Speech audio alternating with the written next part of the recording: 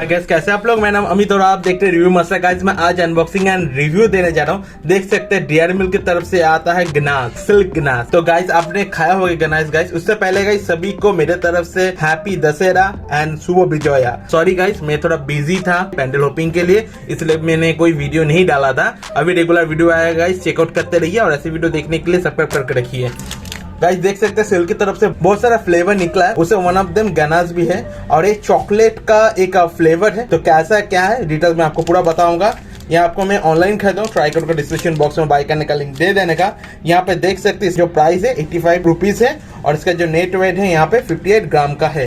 तो थोड़ा कॉस्टली है गाइस। अगर आप किसी को गिफ्ट देना चाहते हैं बेस्ट चॉइस है, गिफ्ट दे सकते हैं गाइस। और ये प्रीमियम क्वालिटी का चॉकलेट है, कैडबरी डेयरी मिल्क का सिल्क गनाश।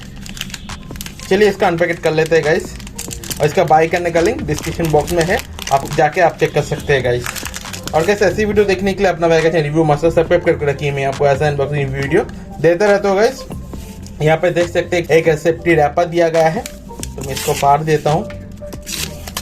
ओके, और इसके अंदर देख सकते हैं गोल्डन कलर का रैपर दिया गया है फॉर टेम्परेचर। नॉर्मली इसको आप फ्रीजिंग जगह पे रखिएगा तो सही है। वाओ गाइस देख सकते हैं। तो बाइट कर लेता हूं और आपको बताता हूं एक्चुअल में कैसा है।